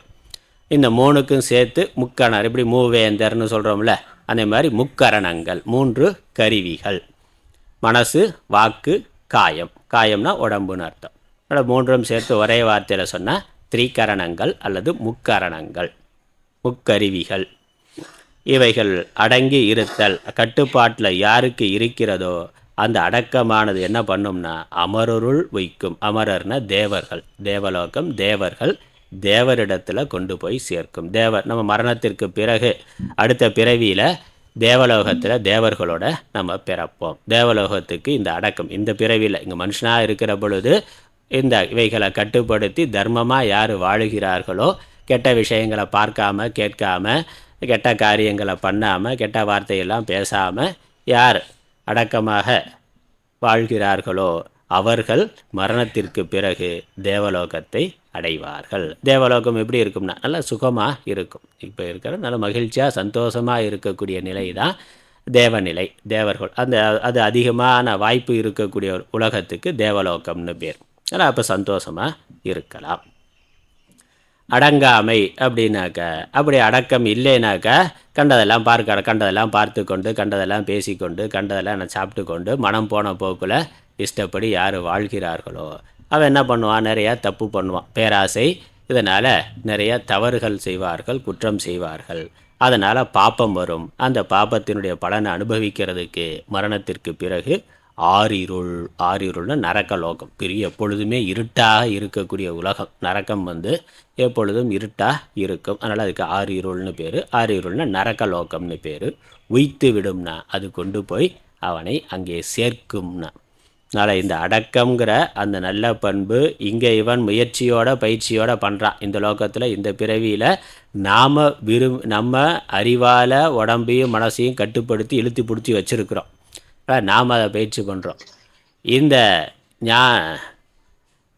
மரணத்திற்கு பிறகு தேவலோகத்தில் என்னென்னா இந்த அடக்கங்கிற ஒரு நல்ல பண்பு நம்மளை கொண்டு போய் தேவலோகத்தில் விடுமா. மரணம் அடைகிற பொழுது, உடம்பை விட்டு உயிர் போகிற பொழுது இந்த அடக்கங்கிற நல்ல பண்பு நம்மளை தேவலோகத்துக்கு கொண்டு போகும். அடக்கம் இல்லைனாக்கா அது நரகலோகத்துக்கு அது நம்மளை வலுக்கட்டாயமாக கொண்டு போய் சேர்க்கும் என்று அர்த்தம். அதுதான் பிரயோஜனம். அதனால் ஒரு குருகிட்ட ஒருத்தன் போனான். ஒரு ராஜா போனார். ஒரு ராஜா ஒரு குருவை தேடி போனார். அப்படியே ராஜா வீதி உலா போகிறவர் போவார்ல, அங்கங்கே எப்படி நகர்வலம் போவாரே உட்காரான். அப்படி போகிற பொழுது ஒரு மரத்தடியில் ஒரு குரு உட்காந்துருந்தார். ஒரு சாமியார் உட்காந்துருந்தார். அவர்கிட்ட போனார். அவர்கிட்ட போய் சாமி குரு இருக்காரே, அவர்கிட்ட கேள்வி கேட்கலாம் அப்படின்னு சொல்லி போய் கேட்டான். சொர்க்கம் நரக்கம் இருக்கான்னா, சொர்க்கம் இருக்கா, நரக்கம்னு இருக்கா, சொர்க்கம்னா என்ன, நரக்கம்னா என்ன, சொர்க்க லோகம் எப்படி இருக்கும், நரக்க லோகம் எப்படி இருக்கும் அப்படின்னு என்று கேட்டேன். குரு என்ன சொன்னார்? ஒன்றும் சொல்லலை. அவர் பேசாமல் இருந்து ஒரு வார்த்தை பேசலை. அமைதியாக மௌனமாக பேசாமல் பார்த்து கொண்டே இருந்தார். ராஜா ஒரு தடவை கேட்டான், 2 தடவை கேட்டான், 3 தடவை கேட்டான். குருவே, சொர்க்கம் இருக்கா, நரக்கம் இருக்கா, சொர்க்கம் இருந்தால் சொர்க்கலோகம், சொர்க்கம் எப்படி இருக்கும், நரக்கம் எப்படி இருக்குன்னு திரும்ப திரும்ப கேட்டான். இவர் ஒன்றுமே சொல்லலை, பேசாமல் இருந்தார். ராஜாவுக்கு ராஜான்னா கேட்ட உடனே பதில் சொல்லணும், சொன்ன உடனே செய்யணும், இல்லைன்னா அவனுக்கு கோவம் வரும். அப்படி தானே? ஏன்னா முழு அதிகாரம் இருக்கிறாள். சொல்கிறேன் நான் சொல்லியே நீ கேட்க மாட்டேங்கிறியா அப்படின்னு அந்த அகங்காரம் ராஜாவுக்கு அதிகமாக இருக்கும், அதிகாரம் அதிகமாக இருக்கும். நான் ஒரு ராஜா, இந்த நாட்டுக்கு ராஜா, இவர் ஒரு சாமியாக ஒன்றுமில்லாத பிச்சைக்காரனாக இருக்கிறாரு, மரத்தடியில் உட்காந்துருக்கிறாரு, ஒரு மரியாதை இல்லாமல் ஒரு கேள்வி கேட்டாக்க பதில் சொல்லாமல் இருக்கிறாரு அப்படின்னு சொல்லி அவனுக்கு பயங்கர கோபம் வந்தது. அவன் 4-5 தடவை கேட்டு பார்த்தான், கோபம் வந்தது. இடுப்பில் இருந்து வாழை உருவி கழுத்தில் வச்சான். பயங்கர கோபமாக, ராஜா கேள்வி கேட்டால் பதில் சொல்ல மாட்டேன், பதில் சொல்ல வேண்டாமா, நான் யார் தெரியுமா, அந்த நாட்டுக்கே ராஜா, நீ என்னை மதிக்காமல் எந்த பதிலும் சொல்லாமல் இருக்கிறேன்னு சொல்லி பயங்கர கோபத்தில் கண்ணெல்லாம் சவக்குது, உடம்பெல்லாம் துடிக்குது பூஜம்னு உடம்பெல்லாம் துடிக்குது, பயங்கரமாக இருந்தான். கழுத்தில் கத்தியை வச்சுட்டு சொன்னான். உடனே குரு அப்போ சொன்னார், இப்போ நீ நரகத்தில் இருக்கிறேன்னா. மனசு அந்த கோபத்தினால உடம்பு துடிக்குது, மனசு பதட்டமாக இருக்குது, அமைதி இல்லாமல் போச்சுல்ல. இப்போ அமைதி இல்லாமல், நிம்மதி இல்லாமல், ஒரு சந்தோஷம் இல்லாமல் அகங்காரத்தில் ஆடுகின்ற நிலை, அதான் நரகம்னா. அதனால் குரு என்ன சொன்னார், நரகம் எப்படி இருக்குன்னு கேட்டியே, இப்பொழுது நீ நரகத்தில் இருக்கிறாய் அப்படின்னு சொன்னார். உடனே அவன் புரிஞ்சுக்கிட்டான். ராஜானால புத்திசாலியாக இருப்பானே, அவன் புரிஞ்சுக்கிட்டான். ஆஹா, குரு நமக்கு அவர் வார்த்தையில் உபதேசம் பண்ணலை, சொல்லாமலே நமக்கு அனுபவத்தில் காட்டி விட்டார். நரகலோகம்னா இப்படி பதட்டமாக இருக்கிறது, டென்ஷனாக இருக்கிறது, கோபமாக இருக்கிறது, அமைதி இல்லாமல் இருக்கிறது, சந்தோஷம் இல்லாமல் இருக்கிறது, அகங்காரத்தில் இருக்கிறது, அதுதான் நரகலோகம், இப்படி தான் இருக்கும் அப்படின்னு சொல்லி புரிந்து கொண்டு உடனே வாழை கீழே வச்சுட்டு கீழே விழுந்து நமஸ்காரம் பண்ணான். குருவே, என்னை மன்னிச்சிருங்க, நான் கொஞ்சம் அகங்காரத்தினால கோபப்பட்டுட்டேன், டென்ஷன் ஆகிட்டேன், என்னை மன்னிச்சிருங்க அப்படின்னு சொல்லி ரொம்ப சாந்தமாக அமைதியாக அவர் முன்னாடி உட்காந்துட்டான். உட்காந்த உடனே குரு என்ன சொன்னார், இப்பொழுது நீ சொர்க்கத்தில் இருக்கிறாய்னா. அதனால் சொர்க்கம் எப்படி இருக்குன்னு கேட்டியே, இப்படி அமைதியாக தான் செய்த தவறை உணர்ந்து அதனால் கோபத்தை விட்டு அகங்காரம் விட்டு மன்னிப்பு கேட்டு அமைதியாக இருக்கிற பொழுது இருக்கக்கூடிய நிலை இருக்கே, மனதில் இருக்கக்கூடிய அந்த அமைதி, சந்தோஷமாக இருக்கிற நிலை, பணிவோடு இருக்கிற நிலை, அதுதான் சொர்க்கலோகத்தோட நிலை. சொர்க்கலோகம்னா அப்படி தான் இருக்கும். சொர்க்கத்தில் இருக்கிறவன் இந்த பண்புகளெல்லாம் உடையவனாக இருப்பான், அதனால் ஒரு நிம்மதியாக சந்தோஷமாக இருப்பான்னா.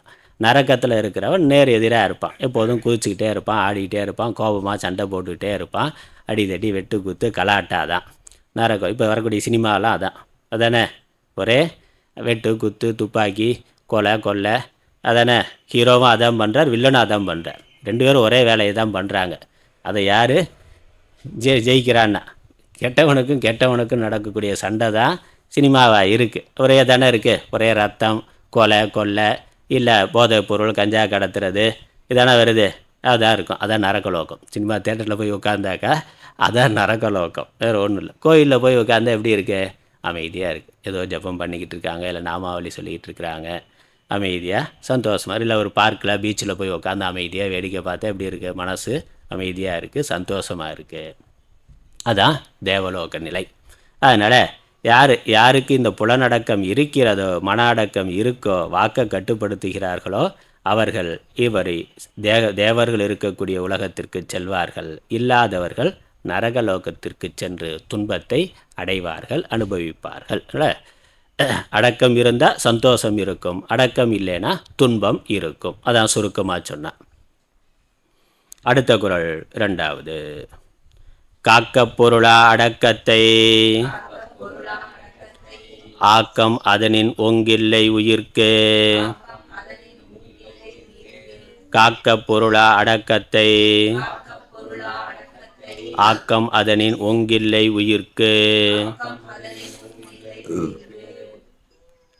ஆக்கம் அதனின் ஒங்கு இல்லை உயிர்க்கு.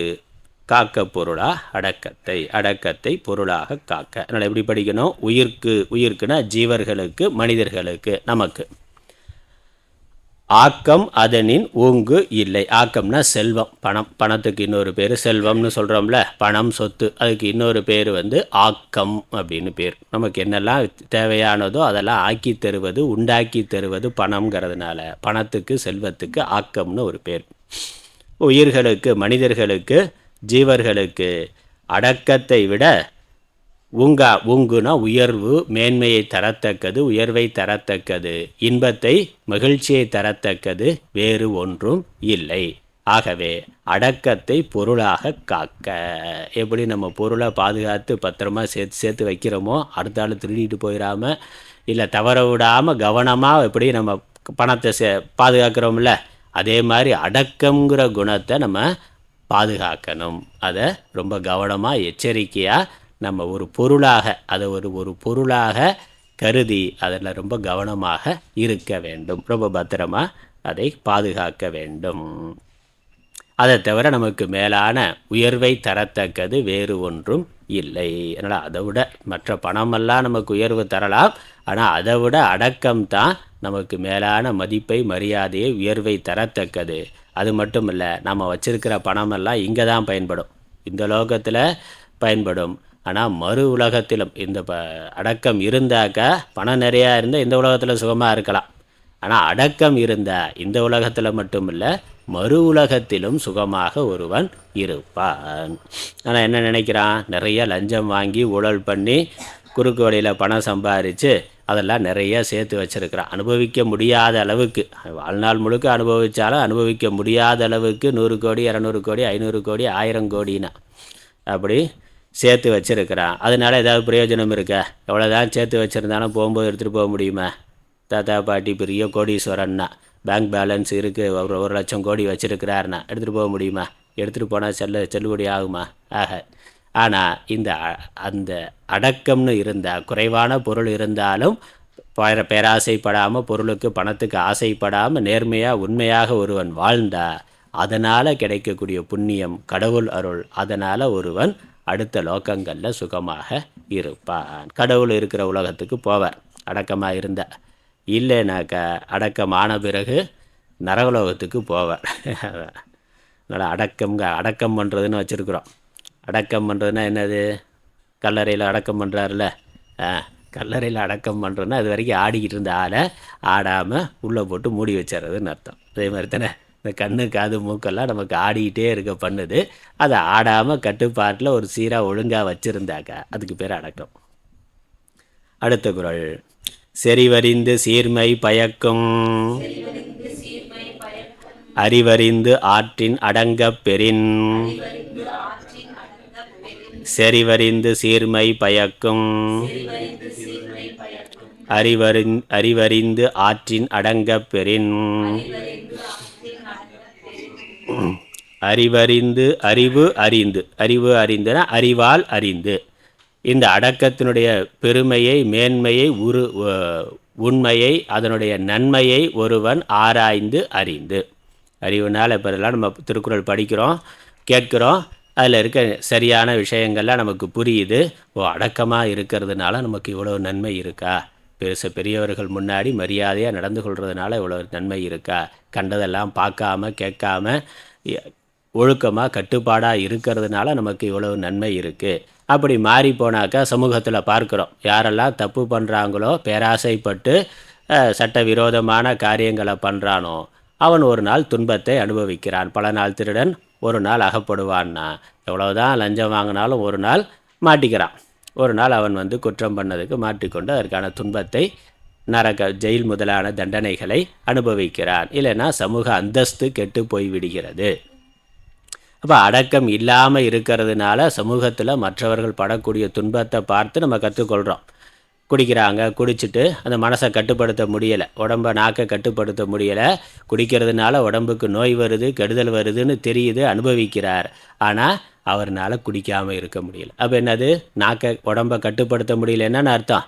அது வீட்டில் அப்பாவாக இருக்கலாம், இல்லை மாமாவா, சித்தப்பாவா, அண்ணனோ, இல்லை வேறு ஏதோ சொந்தக்காரவங்க குடிச்சிட்டு அவர்கள் பண்ணுற கலாட்டா பார்க்குறோம். அப்போ அவர்கள் அவ்வளோ தப்பு பண்ணுறதுக்கு, அவர்களால் மற்றவங்க துன்பத்தை அனுபவிக்கிறதுக்கு என்ன காரணம்? அவர்கள்ட்ட இல்லாத அடக்கம்ங்கிறது. அடக்கமாக இருக்க முடியாததுனால வரக்கூடிய கேடு. கெட்ட விஷயங்கள்னு தெரிந்து கொண்டு அதை விலக்கிட்டு இருக்க முடியலை அப்படிங்கிற பொழுது அதனால் துன்பம் வருகிறதுங்கிறத நம்ம பார்த்து தெரிந்து கொள்கிறோம். அதை அறிவறிந்து. அதனால் நம்மளுடைய அனுபவத்திலேயே கற்றுக்கொள்ளலாம், அல்லது மற்றவர்களுடைய அனுபவத்திலிருந்து நாம் கற்றுக்கொள்ளலாம். நாமளே நல்லா இருக்குன்னு 4 இட்லி சேர்த்து சாப்பிட்டுட்டு அப்புறம் வயிற்ற வலிக்குதுன்னா நம்மளுடைய அனுபவம் அதானே. அடுத்த நாள் அது கொடுத்தா நம்ம சாப்பிடுவோமா? போதும், இவ்வளோதான் போதும், நேற்றே நான் துன்பப்பட்டுட்டேன், போதும், இனிமேல் நான் அந்த தப்பை செய்ய மாட்டேன். அதனால் வயிற்று வலி வரும், தலைவலி வரும், மற்ற விஷயங்கள்லாம் இருக்குது. அனுபவத்திலேயே நம்ம புரிந்து கொள்ளுகிறோம். சாப்பிடக்கூடாத சாப்பிட்றதில் அது அளவுக்கு அதிகமாக சாப்பிட்டுட்டு ஆசைப்பட்டு சாப்பிட்டுட்டு துன்பத்தை அனுபவிக்கிறது, இல்லை பேசக்கூடாத பேசிட்டு அதனால் துன்பத்தை அனுபவிக்கிறது, அடி வாங்கிறது, திட்டு வாங்கிறது, இல்லை நண்பர்கள் பிரிஞ்சு போகிறது. அதெல்லாம் நம்ம அனுபவத்தில் பார்த்து கற்றுக்கொள்ளுகிறோம். அதெல்லாம் அறிவு அறிந்துனா. அதனால் இப்படி நம்மளுடைய வாழ்க்கை அனுபவத்தை ஆராய்ந்து அறிந்து சமூகத்தில் மற்றவர்களுடைய சமூக இயக்கத்தை பார்த்து நல்லவர்கள் எப்படி இருக்காங்க, கெட்டவர்கள் அதனால் என்னெல்லாம் துன்பத்தை அனுபவிக்கிறார்கள் அப்படிங்கிற டிவிலெலாம் சினிமாவிலலாம் டிவியில் காமிக்கிறான்ல, லஞ்சம் வாங்கினார், விஓவாக இருந்தால் லஞ்சம் வாங்கினார்னா போலீஸ் பிடிச்சிட்டு போகிற போது எப்படி போகிறாரு? தலையில் முக்கோடை போட்டு யாரும் பார்த்துடக்கூடாதுன்னு போகிறான். அப்படி தானே? கொலை பண்ணவனை கைது பண்ணி பிடிச்சிட்டு போனாக்கா, காவல்துறை பிடிச்சிட்டு போனாக்கா, அப்போ அது அவமானமாக இருக்குது. அவனுக்கு கம்பீரமாக போக முடியுமா? நம்ம ஒரு நல்ல ஸ்போர்ட்ஸில் வெற்றி பெறுறோம், பதக்கம் கொடுக்குறாங்க, அப்படி ஸ்டேஜில் போய் வாங்குகிறோம்னாக்க எப்படி போவோம்? கம்பீரமாக நிமிர்ந்து அப்படி பெருமிதத்தோடு போவோம். திருடரை பிடிச்சிட்டு போகிற போது அப்படி போக முடியுமா? போவானா? அவன் என்ன அது அவமானம்ங்கிறது தெரிகிறது. பெருமை இல்லை, அது அவமானம் அப்படிங்கிறது பார்த்தா தெரியுது. அப்போ நாம் என்ன பண்ணணும்? நாம் அந்த தவறை செய்யக்கூடாது. தவறை செஞ்சால் நாமளும் அதே மாதிரி தான் கூனி குறுகி மற்றவர்கள் முன்னாடி நிற்கணுங்கிறத புரிந்து கொள்வது.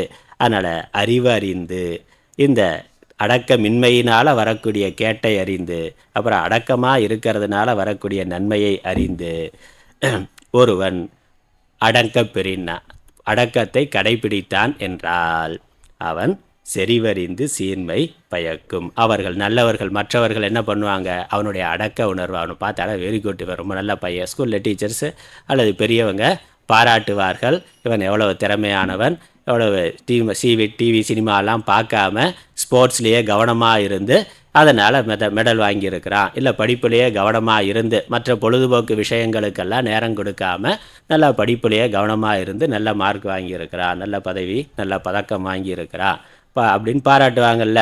அதான் சீர்மை பயக்கும்னா, பெரியவர்களால் பாராட்டப்பட்டு நமக்கு அது உயர்வை தரும், மேன்மையை தரும். அப்போ ஸ்போர்ட்ஸில் சிறப்பாக இருக்கிறதே ஒரு அரசு வேலை கிடைக்கிறதுக்கு நமக்கு உதவியாக இருக்கும்.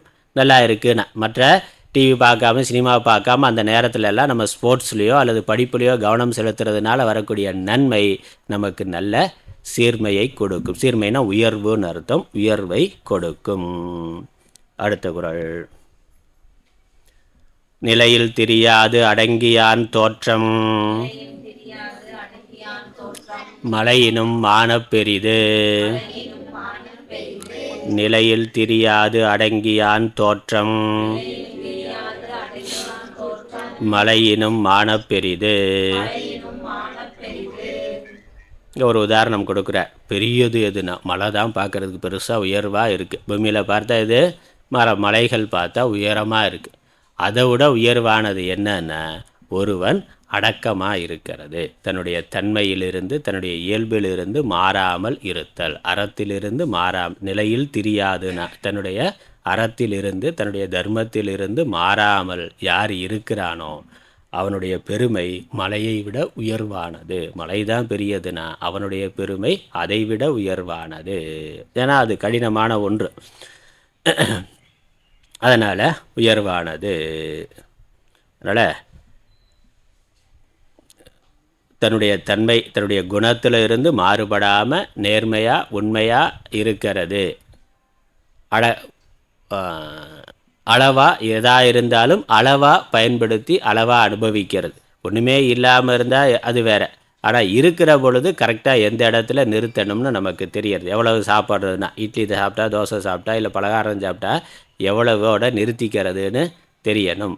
பேசுகிறது விளையாடுறதுன்னா அதை எந்த நேரத்தில் நிறுத்தி கொள்றதுன்னு தெரியணும். எந்த நேரத்தில் விளையாடுறது, எந்த நேரத்தில் படிக்கிறதுங்கிறதெல்லாம் அது கட்டுப்பாடு மீறாமல் இருந்தால் அதனால் நமக்கு கிடைக்கக்கூடிய பெருமை மலையை விட உயர்வானது.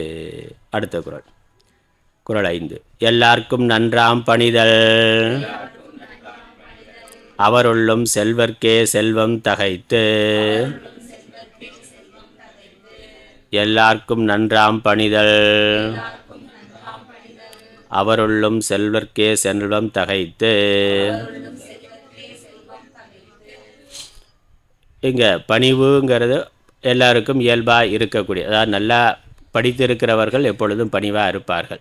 இல்லை நல்ல குடும்பத்தில் நல்ல பெற்றோர்கள் நல்ல உயர்வான பண்புடைய குடும்பத்தில் பிறந்தவர்கள் எப்பொழுதும் பணிவாக இருப்பார்கள், அடக்கமாக இருப்பார்கள், திமிரா அகங்காரமாக நடந்து கொள்ள மாட்டார்கள். ஏன்னா அவங்களுடைய பெற்றோர்கள் சின்ன வயசுலேருந்தே அப்படி சொல்லி கொடுத்துருக்குறாங்க. தர்மதீபியா கிளாஸுக்கெல்லாம் போயிருந்தான்னாக்கா நல்ல கல்வி கேள்விகள்லாம் இருந்தாக்க இதெல்லாம் எது நல்லது கெட்டதுங்கிறது தெரியும், அதை கரெக்டாக கடைபிடிப்பான். அப்படி இல்லாத ஒருவன் திடீர்னு பணக்காரன் ஆயிட்டானா, பணம் வந்ததுனாக்கா இந்த கல்வி கேள்வி அல்லது குடும்ப பெருமை இல்லாதவர்கள் அந்த பணத்தினால அவனுக்கு அடக்கமின்மைங்கிறது வரும். புது பணக்காரன் ஆட்டம் போடுறான்னு சொல்லுவாங்கள்ல, பரம்பரையாக பணக்காரனாக இருக்கிறவன் அவன் பாட்டுக்கு அமைதியாக இருப்பான். அது அவனுக்கு இயல்பான ஒன்றாக இருக்கும்.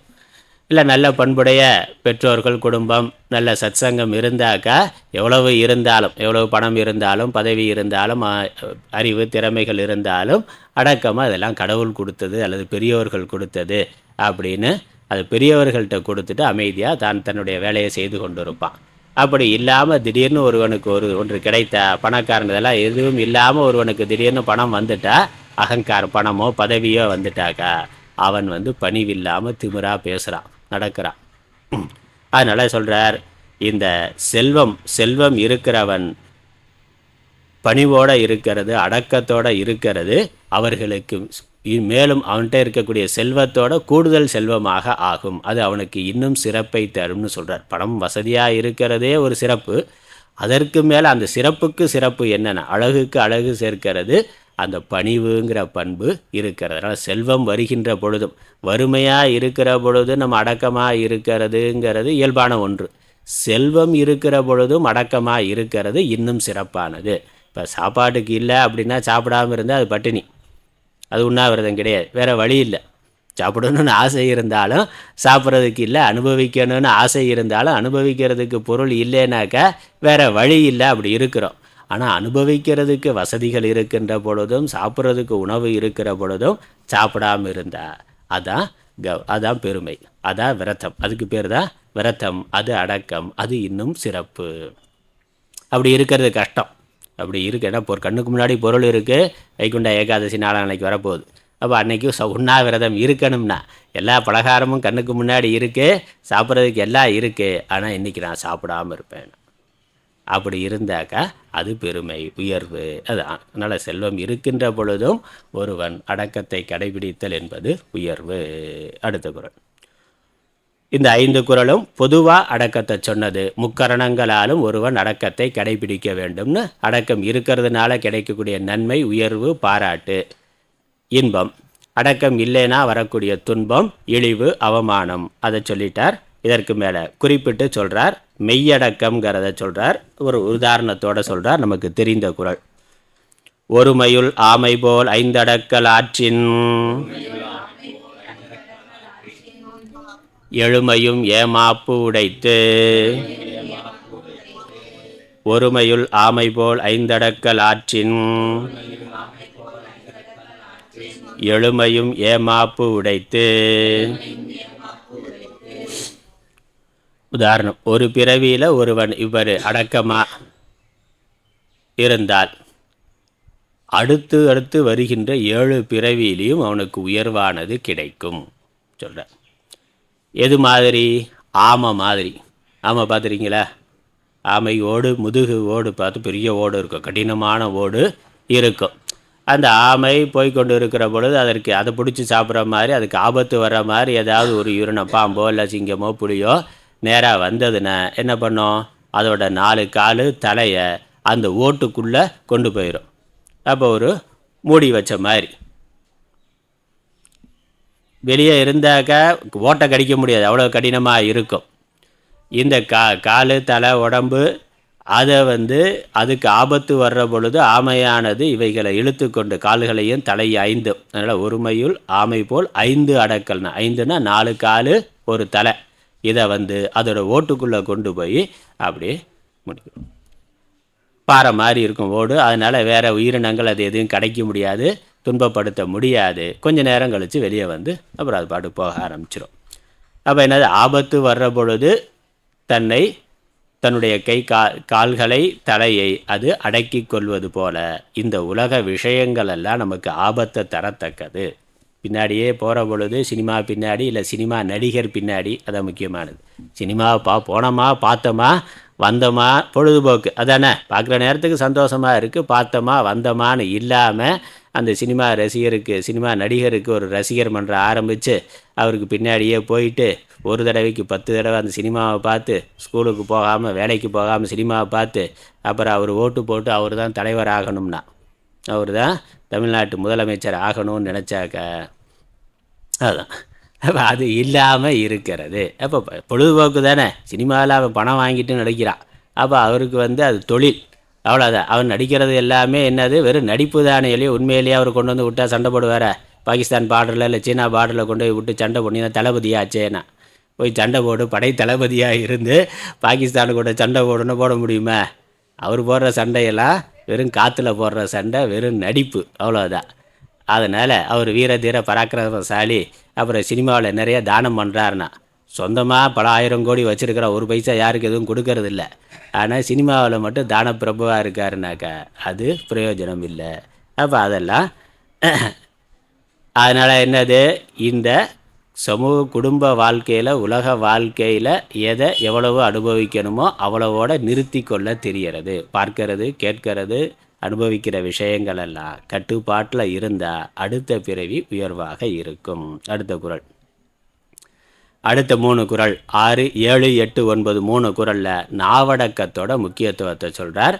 இந்த கண்ணு காது மூக்கு இவைகளை அடக்கிறத விட நாக்கு அடக்கிறது ரொம்ப முக்கியமானது. அதனால் நாக்குன்னு என்னது, பேச்சில் ஒழுக்கமாக இருத்தல், தீய வார்த்தைகளை பேசாமல் இருக்கிறது, புறங்கூறாமல் ஒருத்தரை பற்றி இன்னொருத்தர்கிட்ட போட்டு கொடுக்காமல் இருக்கிறது, அதெல்லாம் நாவடக்கம். தேவையில்லாத இடத்துல பேசாமல் இருக்கிறது, எதிர்த்து பேசாமல் இருக்கிறது, அது நாவடக்கம். அதனுடைய உயர்வை சொல்கிறார். யாக்காவராயினும் நாக்காக்க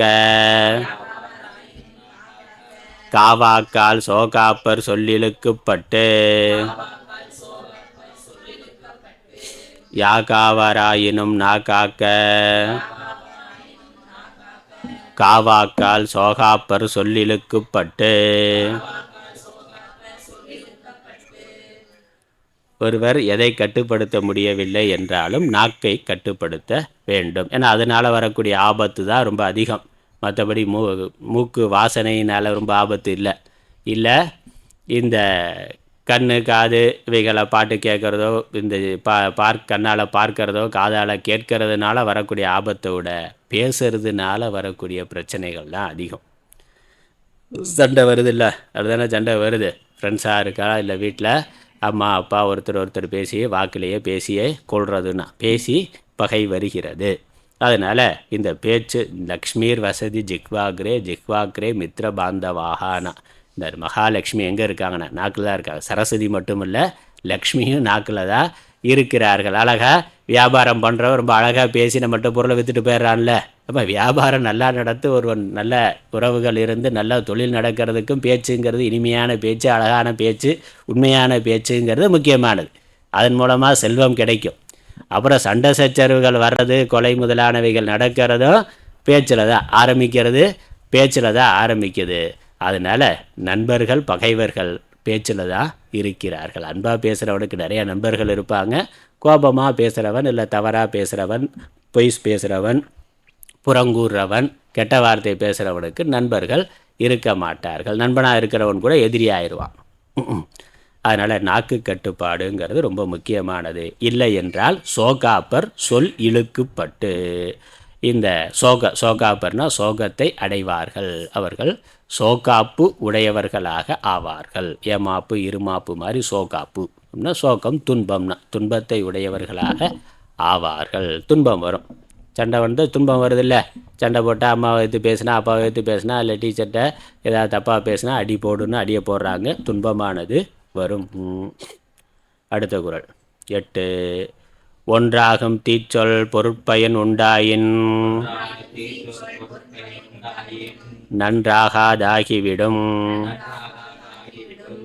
ஒன்றாகும் தீச்சொல் பொருட்பயன் உண்டாயின் நன்றாகாதாகிவிடும். ஒரு கடினமான வார்த்தை அல்லது தீய வார்த்தை, தவறான வார்த்தை வந்தாலும் அது வரைக்கும் செய்த நன்மையெல்லாம் இல்லாமல் போய்விடும். அதனால் ரொம்ப வருஷமாக நண்பனாக இருக்கிறான், 5 வருஷம் 10 வருஷமாக, இல்லை கணவன் மனைவி அம்மா அப்பா ஒரு 15-20 வருஷமாக சேர்ந்து வாழ்ந்திருக்கிறார்கள், ஏதோ ஒரு கடுமையான வார்த்தையை பேசிட்டாங்க அப்படிங்கிறதுனால அவர்கள் அதற்கு முன்னாடி இருந்த இன்பமானது போய்விடுகிறது. எதிரி ஆயிட்டான். இதுவரைக்கும் நண்பனாக இருந்தவன் இப்பொழுது எதிரி ஆயிட்டான்னா, அப்படி அது வரைக்கும் இருந்த எல்லா நன்மையும் ஒரு கடுமையான வார்த்தையினால் நீங்கிவிடும். ஆகவே வார்த்தையை கவனமாக எச்சரிக்கையாக பேசணும் என்பது தான். அதனால் எல்லா நன்மைகளையும் மறக்கச் செய்துவிடும். அது ஒரு தீய வார்த்தை நம்ம அது வரைக்கும் மற்றவர்கள் செய்திருந்த நன்மைகளெல்லாம் மறக்கச் செய்துவிடும். நண்பனாக இருப்பவன் பகைவனாக ஆகிவிடுவான், உறவு பகையாக ஆகிவிடும். அடுத்தது அதற்கு உதாரணம் சொல்கிறார். ஏன் என்பதற்கு காரணம் சொல்கிறார். தீயினால் சுட்ட புண் உள்ளாரும், ஆறாதே நாவினால் சுட்டவடு. தீயினால் சுட்ட புண் உள்ளாரும், ஆறாதே நாவினால் சுட்டவடு.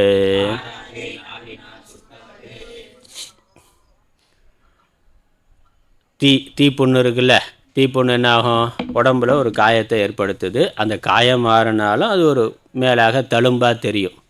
ஆனால் தீப்புண்ணு வந்ததுனால மனசில் ஏதோ வருத்தம் கஷ்டம் இருக்குது அப்படின்னாலும் அது காலப்போக்கில் மறந்து விடும். நம்ம ஏதோ தப்பு பண்ணுறோம், இல்லை யாரோ தவறான இதனால் நமக்கு உடம்புல காயம் பட்டுருச்சுனாக்கா அது மனசில் காயமாக இருக்காது. உடம்புல வந்த காயம் உடம்புல ஏற்பட்ட காயம் தானே ஒழிய மனசில் அது இருக்காது. அதானே, நெருப்பு சொட்டு தொட்டுக்கிட்டோம்னா அதனால் மனசுக்கு என்ன, இனிமேல் தொடக்கூடாது அப்படிங்கிற அறிவு தானே ஒழிய வேறு ஒன்றும் இல்லை. ஆனால் உடம்புல அதனால் ஒரு காயம் இருக்கும். உள்ளே ஆறி போயிடும். அந்த புண்ணு வெளியே காயமாக இருக்கலாம், உள்ளே ஆறி போய்விடும். மனசுலேயும் அது இருக்காது. இனிமேல் அந்த மாதிரி பண்ணக்கூடாதுங்கிற ஒரு எச்சரிக்கை, அவ்வளோதான். வண்டியில் சைலன்சரில் சுட்டுக்கிட்டான்னா அதுக்காக வண்டி மேலே கோவப்பட முடியுமா, அதை அடிக்க முடியுமா? முடியாது. அப்போ என்னது, இனிமேல் கவனமாக இருக்கணுங்கிற ஒரு எச்சரிக்கை, அவ்வளோதான். ஆனால் வார்த்தையினால் பிறரை காயப்படுத்தினா அது வெளியே சமாதானமாக அதுக்கப்புறம் அவர்கள் இருந்தாலும் மனசுக்குள்ளே அது புண்ணா வடுவாக இருக்கும். நல்லா வடுன்னு சொல்கிறார். புண்ணுனா ஆறி போய்விடும், கொஞ்சம் நாளில் அது தெரியும். அது நம்ம இதெல்லாம் களிம்பு லிம்பெல்லாம் போட்டாக்கா கலரை கூட மாற்றிடலாம். ஆனால் உள்ளே இருக்கக்கூடிய மனசில் ஏற்பட்ட காயம் அது எப்பொழுதுமே இருக்குது. முடஞ்ச கண்ணாடி மாதிரி, என்ன தான் ஒட்ட வச்சாலும் அதில் உள்ளே இருக்கக்கூடிய கீறல் தான். அதனால் வார்த்தைகளை கவனமாக கையாள வேண்டும். மனசில் ஒருத்தரை காயப்படுத்திட்டா அவர்கள் அதற்கப்புறம் சமாதானமாகி சாரிலாம் கேட்டு காலெல்லாம் விழுந்து மன்னிப்பு கேட்கலாம், சமாதானமாக வெளியே பேசி கொண்டு இருக்கலாம். ஆனால் அவர்களுடைய மனசில் அந்த காயம் இருந்து கொண்டே இருக்கும். 10 வருஷத்துக்கு அப்புறம் சொல்லுவாங்க, நீ அன்றைக்கி அப்படி சொன்னேலேன்னா. அதனால் 10 வருஷமாக 20 வருஷமாக வெளியே சொல்லலைன்னாலும் அவங்க மனசுக்குள்ளே அது ஒரு வருத்தமாகவே இருந்து கொண்டு இருக்கும். அதனால் நம்ம பிறர்கிட்ட பேசுகிறது மட்டும் இல்லை, பிறர் நம்மள்கிட்ட பேசுகிறது நமக்கு வருத்தமாக இருக்குல்ல, காயமாக இருக்குல்ல. நல்ல ஃப்ரெண்டு நல்லா இருந்தால் திடீர்னு ஒரு வார்த்தை பேசிட்டான்னா அதுக்கப்புறம் அவன் சாரின்னு சொன்னாலும் மன்னிப்பு கேட்டாலும் நம்ம மனசில் அது ஒரு வலியாக இருந்து கொண்டே இருக்கின்றது. அதனால் நாவடக்கம்ங்கிறது ரொம்ப முக்கியமானது. வார்த்தைகள்ங்கிறது கொட்டின வார்த்தையை திரும்ப எடுக்க முடியாது, ரொம்ப முக்கியமானது. அடுத்து இறுதி குறள், 10வது குறள். கதம் காத்து கட்டடங்கள் ஆற்றுவான் செவ்வி, அறம் பார்க்கும் ஆற்றின் நுழைந்து. கதம் காத்து கட்டடங்கள் ஆற்றுவான் செவ்வி, அறம் பார்க்கும் ஆற்றின் நுழைந்து.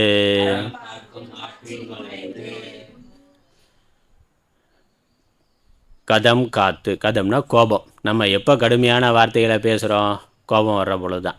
நார்மலாக நல்லா தான் பேசிக்கிட்டு இருக்கிறான், கோபம் வந்துட்டா அப்புறம் அவன் வாயிலிருந்து என்ன வார்த்தை வரும்னு அவனுக்கே தெரியாது. உத்தானே இருக்குது, நம்ம வாயிலிருந்து என்ன வார்த்தை வரும்னா ஏ பண்ணி இப்படி சொன்னாலும் பரவாயில்ல, அதுக்கு மேலே எங்கேயோ போயிடுறான். அதனால் கோபம் வந்துட்டாக்கா நம்மளுடைய கட்டுப்பாட்டில் நம்மளுடைய மனசு இல்லை, நம்மளுடைய வாக்குங்கிறது இல்லை. அதனால் இந்த நாவடக்கம் வேணும்னாக்கா முதல்ல மன அடக்கம், கோபத்தை கட்டுப்படுத்தணும், உணர்ச்சிகளை கட்டுப்படுத்தணும். எப்போ உணர்ச்சி வசப்படுறோமோ அப்போ தான் வார்த்தைகள் தடிக்கின்றன. அதனால் உணர்ச்சிகளை அடக்கிறது கட்டுப்படுத்துறதுங்கிறது ரொம்ப முக்கியம். அதனால் கதம் காத்து, கதம்னா கோபம்னு அர்த்தம். கோபத்தை காத்து, கோபத்தை கட்டுப்படுத்தி ஒழுங்குபடுத்தி. அதுக்கப்புறம் கற்று அடங்கல். கற்றுனா நல்ல நூல்களை படித்து. இப்படி திருக்குறள் முதலான நல்ல நீதியை சொல்லுகின்ற நூல்கள் எது நல்லது கெட்டது, இந்த நல்ல குணம் இருக்கிறதுனால என்ன நன்மை, அது இல்லாமல் இருக்கிறதுனால என்ன தீமை, அடக்கமாக இருக்கிறதுனால என்ன தன்மை, அடக்கம் இல்லாததுனால வரக்கூடிய தீமை, இன்னும் அடுத்தெல்லாம் படிக்க போகிறோம். ஒழுக்கம், உடைமை, வாய்மை, இப்படியெல்லாம் படிக்க போகிறோம். அப்போ இந்தந்த நல்ல குணங்கள் இருக்கிறதுனால நமக்கு நன்மை, இது இல்லாததுனால தீமை வரும்னு தெரிந்து கொண்டு கற்று அடங்கல், அதன்படி வாழ்ந்துனா. நல்லா கோபத்தை கட்டுப்படுத்தி, உணர்ச்சிகளை கட்டுப்படுத்தி, நல்ல நூல்களை படித்து, குருவிடமிருந்து நல்ல விஷயங்களை கேட்டு தெரிந்து கொண்டு அதன்படி யார் வாழுகிறார்களோ ஆற்றுவான்னா அப்படி நடக்கக்கூடியவன். படிக்கிற மாதிரி நல்ல பண்புகளோட நல்ல பழக்க வழக்கங்களோட யார் வாழுகிறானோ, தர்மமாக யார் வாழுகிறானோ, அறம் பார்க்கும் ஆற்றின் நுழைந்து. அறம்னா தர்ம தேவதை, கடவுள். அவனுக்கு நல்லதை செய்யணும்னு அவனை தேடி வருவாரான். அவன் அட்ரஸ் எங்கே இருக்குன்னு கேட்டு அவனுக்கு நல்லது பண்ணிட்டு போகிறான். யார்? கடவுள். நாம் கடவுளை தேடி கோயிலுக்கு போகிறோம். ஆனால் கடவுள் நம்மை தேடி வருவார்னா யாரை தேடி? யார் அடக்கமாக இருக்கிறார்களோ, நல்ல கல்வியோடு இருக்கிறார்களோ, கோபம் இல்லாமல் உணர்ச்சி வசப்படாமல் தர்மமாக வாழுகிறார்களோ, அவர்களை தேடி கடவுள் வருவார்னா. அவர்களுக்கு நன்மை செய்கிறதுக்கு எப்படியெல்லாம் வழி இருக்குன்னு பார்த்து நன்மை செய்வார். ஆபத்து வர்ற காலத்தில் ஓடி உதவுவார். நம்ம கூப்பிடவே வேணாம், அவராக உதவுவார். யார் மூலமோ நமக்கு உதவி செய்வார். ஏதோ ஒரு விதமாக நம்மை காப்பாற்றி கொண்டு இருப்பார். நமக்கு நம்ம நல்லது செய்கிறதுக்காக, நம்ம கேட்காமலே நமக்கு நல்லது செய்வதற்காக தர்ம தேவதைகள், தெய்வங்கள் எல்லாம் அவனை தேடி வரும்னா. அதனால் ஆற்றின் நுழைந்து நாம் இருக்கிற இடம் வழி பார்த்து தேடி கண்டுபிடிச்சி GPS போட்டு தேடி நமக்கு உதவி செய்வார்கள் அப்படின்னு சொல்லி முடிக்கிறார். அது நன்மை. அதனால் கடவுளுடைய அருள் அவனுக்கு பரிபூரணமாக இருக்கும். யார் கோபப்படாமல், உணர்ச்சி வசப்படாமல், உணர்வுகளை கட்டுப்படுத்தி கொண்டு நல்லா படித்து நல்ல பண்புள்ள மனிதனாக இருக்கிறானோ, அடக்கமுடைய மனிதனாக இருக்கிறானோ, அவனுக்கு கடவுளுடைய அனுக்கிரகம், அருள் பரிபூரணமாக இருக்கும். அது பிரயோஜனம். இப்படி 10 குறள்களில் அடக்கத்தினுடைய மேன்மையை சொல்லியிருக்கிறார். இப்பிறவி மறுபிறவி இரண்டிலும் இன்பத்தை கொடுக்கும், அடக்கமின்மை துன்பத்தை கொடுக்கும். ஏன்னா அடக்கமின்மை தான் அதர்மத்திற்கு, நம்ம தவறான வழிகளை, தவறான செயல்களை செய்வதற்கு காரணமாக ஆகின்றது. ஆகவே அடக்கம் நன்மையை செய்யும். அப்புறம் அடக்கம்ங்கிற பொழுது உடம்பு, வாக்கு, மனது, இந்த 3ஐயும் கட்டுப்படுத்தி நம்மளுடைய வசத்தில் வைத்திருத்தல் என்பது தான் அடக்கம். சரி, இந்த அளவில் அடக்கமுடைமை அதிகாரத்தை நிறைவு செய்கின்றோம். ஓம் ஈஸ்வரோ குருராத்மேதி மூர்த்திபேத விபாகினே व्योमवत्याप्तदेहाय दक्षिणामूर्तये नमः। ओम पूर्णमदः पूर्णमिदं पूर्णात् पूर्णमुदच्यते पूर्णस्य पूर्णमादाय पूर्णमेवावशिष्यते। ओम शांति शांति शांति। हरि ओम।